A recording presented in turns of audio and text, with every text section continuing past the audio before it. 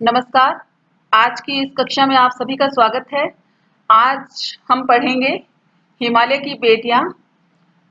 हिमालय की बेटियां जो रचना है वो एक निबंध विधा की रचना है, निबंध विधा की रचना है और लेखक हैं नागार्जुन। और नागार्जुन ने हिमालय की बेटियां जो है नदियों को कहा है, जो नदियां हैं गंगा, यमुना, ब्रह्मपुत्र, सतलज और भी बहुत सारी। तो इन्हीं को हिमालय की बेटियां कहा है क्योंकि ये हिमालय से निकलती है। और इन्हीं के बारे में यहाँ पे वर्णन किया है कि जब हिमालय की गोद से निकलती हैं तो कितनी दुबली पतली सी होती है, और जब यही नदियां विशाल मैदान में आ जाती है, समतल मैदानों में आ जाती है तो कितना विशाल रूप धारण कर लेती है। तो इन्हीं के बारे में जो है लेखक ने इस अध्याय में वर्णन किया है। तो चलिए शुरू करते हैं। हिमालय की बेटियां निबंध। लेखक क्या लिख रहे हैं? अभी तक मैंने उन्हें दूर से देखा था, बड़ी गंभीर, शांत और अपने आप में खोई हुई लगती थी। संभ्रांत महिला की भांति वे प्रतीत होती थी। उनके प्रति मेरे दिल में आदर और श्रद्धा के भाव थे। माँ और दादी, मौसी और मामी की गोद की तरह उनकी धारा में डुबकियां लगाया करता था। तो लेखक ने क्या लिखा है कि जब उन्होंने अभी तक तो जो है उन्होंने नदियों को दूर से ही देखा था, और वे बड़ी गंभीर, शांत, अपने आप में खोई हुई सी लगती थी। जैसे कोई भ्रमित महिला की भांति सी वे प्रतीत होती थी। और लेखक के मन में उनके प्रति, नदियों के प्रति जो है आदर और श्रद्धा के भाव थे। जैसे अपनी माँ और दादी की गोद में वो खेलता था, उसी तरह से नदियों की धारा में भी वो डुबकियां लगाया करते थे। आगे देखिए क्या लिखते हैं लेखक नागार्जुन जी। परंतु इस बार जब मैं हिमालय के कंधे पर चढ़ा, मतलब हिमालय के ऊपर चढ़े, ठीक है, कंधे पर चढ़े मतलब थोड़ा और ऊपर चढ़े, तो वे कुछ और रूप में सामने आई। अभी तक तो विशाल समतल मैदानों में देखा था लेखक ने, ठीक है, लेकिन जैसे हिमालय के ऊपर चढ़े तो कुछ और रूप था नदियों का। मैं हैरान था। यही दुबली पतली गंगा, यही यमुना, यही सतलुज समतल मैदानों में आकर कितनी विशाल हो जाती है। इनका उछलना और कूदना, देखिए ये पर्वत, देखिए है ना, हिमालय पर्वत, और ये देखिए नदियां निकल रही है, ये देखिए इधर से, ये देखिए इधर से। यहाँ पे कितनी पतली पतली लग रही है, जैसे ये विशाल समतल मैदानों में आती है तो विशाल रूप धारण कर लेती है। तो यही जो है लेखक के लिए आश्चर्य का कारण था, कौतूहल का कारण था। और जैसे ही ये विशाल मैदानों में आती है तो कितनी विशाल हो जाती है। इनका उछलना और कूदना, खिलखिलाकर लगातार हंसते जाना, इनकी यह भाव भंगी, इनका यह उल्लास कहाँ गायब हो जाता है मैदान में जाकर। मतलब देखिए ये पर्वतों से जब मतलब निकल रही है, हिमालय से जब निकल रही है तो उछल उछल के पानी मतलब गिरता है, ठीक है, और ये उछलना कूदना, है ना, खिलखिलाकर हंसते जाना, ठीक है ना, तो ये विशाल समतल मैदान में आकर कहाँ गायब हो जाता है। किसी लड़की को जब मैं देखता हूँ, लेखक क्या लिखते हैं, किसी लड़की को जब मैं देखता हूँ, किसी कली पर जब मेरा ध्यान अटक जाता है, तब भी इतना कौतूहल और विस्मय नहीं होता जितना कि इन बेटियों की बाल लीला को देखकर। बेटियों की बाल लीला क्यों कहा है, बेटियां कहा है नदियों को, और बाल लीला क्यों कहा है, क्योंकि देखिए अभी तो ये पर्वतों से, जैसे देखिए अभी तो ये जो पर्वत है इनसे अभी ये निकल रही है ना, तो निकल रही है, जैसे छोटी है, ठीक है, तो अभी ये इनका बालपन है, इसीलिए बाल लीला कहा है। फिर आगे देखिए, कहाँ ये भागी जा रही हैं, वह कौन लक्ष्य है जिसने इन्हें बेचैन कर रखा है। तो नदियां जब आगे बढ़ रही हैं तो लेखक क्या कह रहा है कि इनका लक्ष्य क्या है, ये कहाँ पे भागी जा रही है, वह कौन सा लक्ष्य है जो इनको प्राप्त करना है, जिस लक्ष्य ने इनको बेचैन करके रखा है। अपने महान पिता का विराट प्रेम पाकर भी अगर इनका हृदय अतृप्त ही है तो वह कौन होगा जो इनकी प्यास मिटा सकेगा। तो लेखक ने क्या लिखा है कि महान पिता कौन, हिमालय पर्वत, और उनका विराट प्रेम, इतना बड़ा प्रेम पाकर भी अगर ये तृप्त नहीं हुई है तो ऐसा कौन होगा जो इनको तृप्त कर सकेगा। बर्फ जली नंगी पहाड़ियां, छोटे छोटे पौधे से भरी घाटियां, बंधुर अधित्यकाएं, सरसब्ज उपत्यकाएं, ऐसा है इनका बाल निकेतन। बाल निकेतन मतलब लीला निकेतन जैसे, क्योंकि जहाँ पे ये लीला करती है, बाल लीला करती है, पर्वतों से निकल रही है, वहां पे क्या है कि बड़ी बड़ी घाटियां हैं, है ना, हरे हरे छोटे छोटे पेड़ पौधे हैं, तो उपत्यकाएं, अधित्यकाएं, जैसे देखो पहाड़ के ऊपर की जो भूमि होती है वो है अधित्यकाएं, और नीचे की जो भूमि होती है पहाड़ के नीचे की भूमि को उपत्यकाएं कहते हैं। तो ये कह रहे हैं कि इनका जो लीला निकेतन है, मतलब घर जहाँ पे ये लीला करती है, अपनी बाल लीला करती हैं, तो ऐसा है इनका घर, जो कि घाटियों से, पेड़ों से, उपत्यकाओं, अधित्यकाओं से भरा हुआ है। खेलते खेलते जब ये जरा दूर निकल जाती है तो देवदार, चीड़, सरो, चिनार, सफेदा, केल के जंगलों में उछलकर शायद इन्हें बीती बातें याद करने का मौका मिल जाता होगा। बीती बातें याद करने का मौका मिल जाता होगा मतलब क्या है कि जब ये बड़े बड़े पेड़ आते हैं, वृक्ष आते हैं, तब ये थोड़ा सा धीमी पड़ जाती है और अपनी बीती बातों को याद करती है कि किस तरह से ये उछल करके हिमालय से गिर रही थी। कौन जाने बुढ़ा हिमालय अपनी इन नटखट बेटियों के लिए कितना सिर धुनता होगा। देखिए जैसे एक पिता होता है तो वो अपनी बेटी के लिए कितना चिंतित रहता है ना, और कि हाँ भाई बेटी के पैर जो है घर घर के अंदर ही रहे, बाहर नहीं निकले। लेकिन ये नदियां देखिए कितना मतलब नटखटपन है इनके अंदर, है ना, रोकी नहीं रुकती है। तो इसीलिए लेखक ने क्या लिखा है कि बुढ़ा हिमालय जो कि इनका पिता है, वो इन नटखट बेटियों पर लगाम लगाने के लिए कितना सिर धुनता होगा। ये सारी लेखक की कल्पना मात्र है। तो आगे चलते हैं। बड़ी बड़ी चोटियों से जाकर पूछिए तो उत्तर में विराट मौन के सिवाय उनके पास और रखा ही क्या है।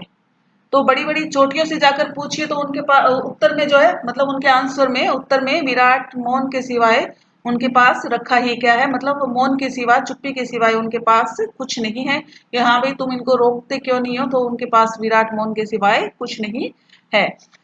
सिंधु और ब्रह्मपुत्र ये दो ऐसे नाम हैं जिनके सुनते ही रावी, सतलुज, व्यास, चनाब, झेलम, काबुल या कुंभा, कपिशा, गंगा, यमुना, सरयू, गंडक, कोसी आदि हिमालय की छोटी बड़ी सभी बेटियां आंखों के सामने नाचने लगती हैं। तो लेखक ने क्या लिखा है कि सिंधु और ब्रह्मपुत्र ये दो ऐसे नाम हैं जिनको सुनते ही हमारे मतलब मस्तिष्क में इन सारी नदियों के नाम अपने आप से जीवांत हो जाते हैं। जैसे देखिए रावी, सतलुज, ये जो नाम दिए हैं लेखक ने, तो इनकी ये छोटी बड़ी सभी बेटियां, हिमालय की ये छोटी बड़ी सभी बेटियां बताया है, क्योंकि ये सारी नदियां जो है इनकी सहायक नदियां हैं सिंधु और ब्रह्मपुत्र की, ठीक है।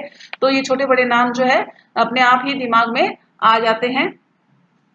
वास्तव में सिंधु और ब्रह्मपुत्र स्वयं कुछ नहीं है। दयालु हिमालय के पिघले हुए दिल की एक एक बूंद न जाने कब से इकट्ठा हो होकर इन दो महानदों के रूप में समुद्र की ओर प्रवाहित होती रही है। तो लेखक ने आगे क्या लिखा है कि दयालु हिमालय के पिघले हुए जो दिल की एक एक बूंद न जाने कब से इकट्ठा हो रही थी, और इन दो महानदियों के रूप में, ये सिंधु और जो ब्रह्मपुत्र है इनको महानद बताया है, के रूप में समुद्र की ओर प्रवाहित होती रही है।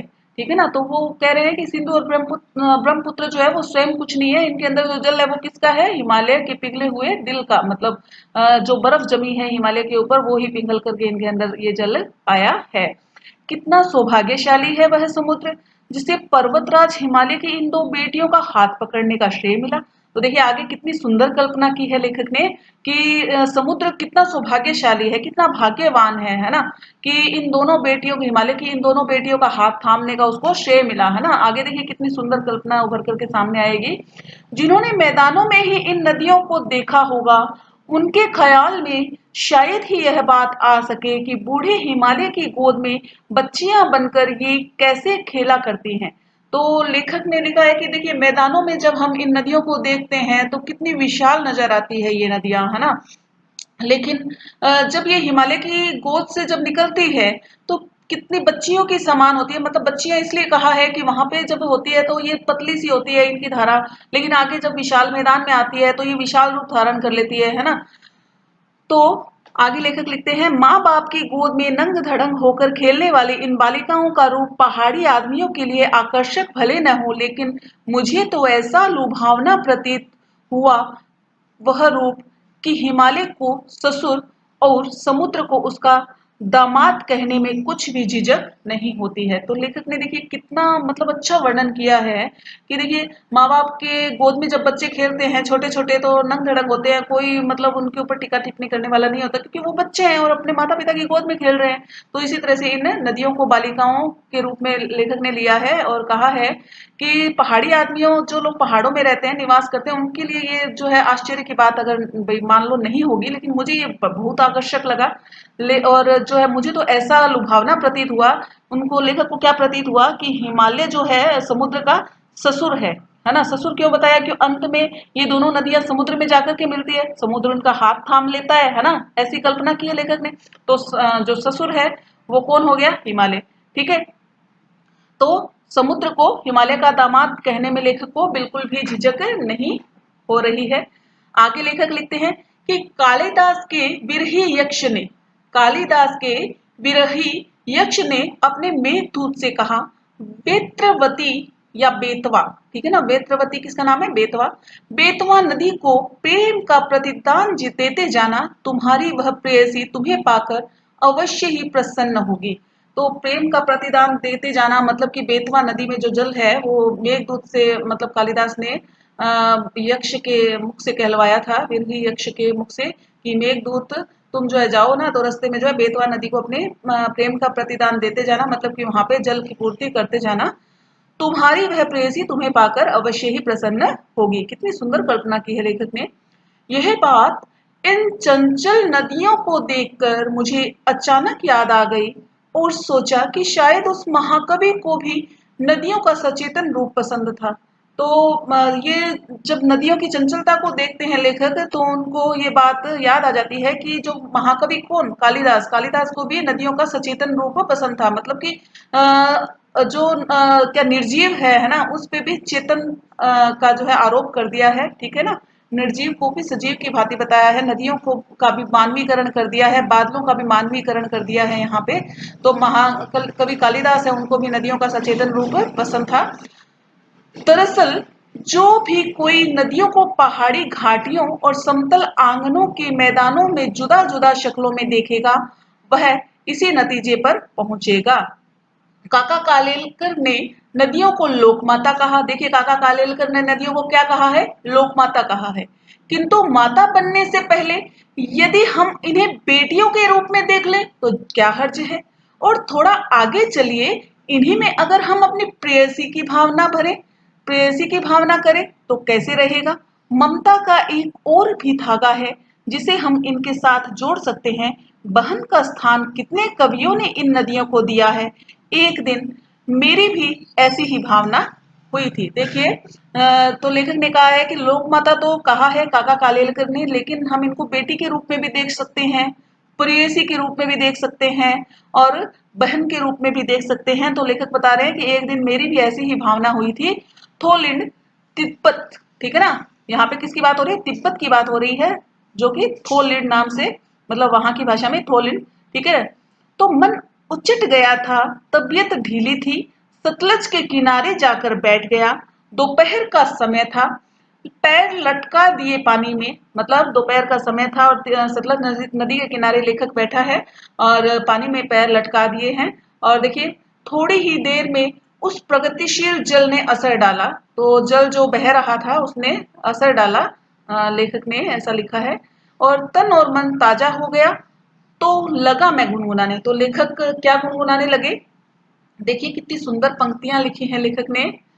जय हो सतलज बहन तुम्हारी, लीला अचरज बहन तुम्हारी। क्या लिखा है कि सतलज बहन, सतलज को क्या कहा?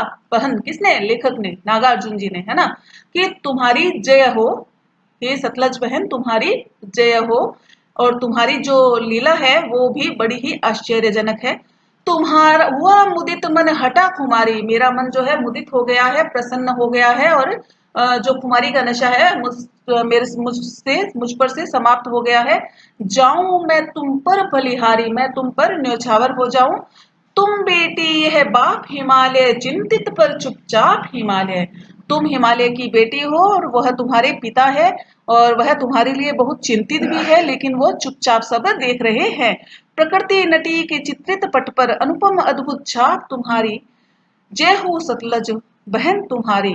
तो लेखक ने लिखा है कि ये जो प्रकृति है, इसका जो ये पर्दा है, इस पर तुम एक नटी की भांति हो, नायिका की भांति हो, और तुम्हारी और हिमालय की ये जो अद्भुत छाप है इस पर अमिट है।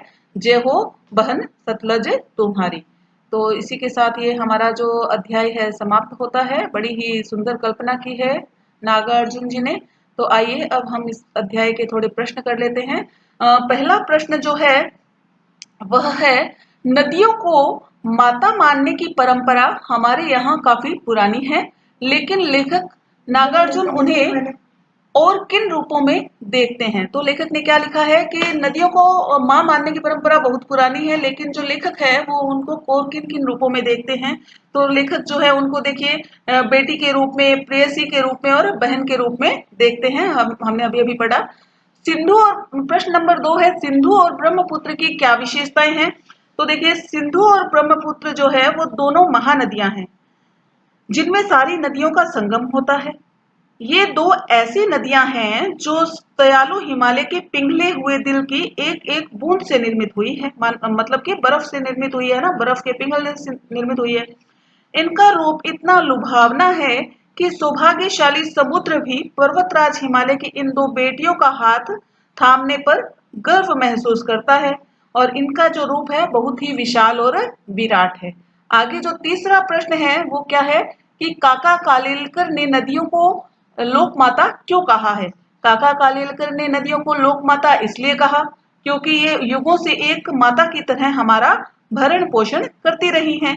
ये हमें पीने के लिए जल तथा मिट्टी को उपजाऊ बनाने में सहायक है। जिस तरह माता तमाम कष्ट सहने के बावजूद अपने पुत्रों का भला चाहती है, उसी तरह नदियां भी मानव द्वारा दूषित किए जाने के उपरांत भी जगत का कल्याण ही करती है। इसीलिए कालेलकर जी ने लोक माता कहा है नदियों को। चौथा प्रश्न है, हिमालय की यात्रा में लेखक ने किन किन की प्रशंसा की है। तो हिमालय की यात्रा में लेखक ने इसकी अनुपम छटा की, इनसे निकलने वाली नदियों की, अटकेलियों की, बर्फ से ढकी हुई पहाड़ियों की सुंदरता का वर्णन किया है, उनकी प्रशंसा की है। ठीक है, पेड़ पौधों से भरी हुई घाटियों की, देवदार, चीड़, सरो, चिनार, सफेदा, कैल से भरे हुए जंगलों की प्रशंसा की है। तो इसी के साथ हमारा ये अध्याय समाप्त होता है और अगले वीडियो में मिलेंगे एक नए अध्याय के साथ। नमस्कार।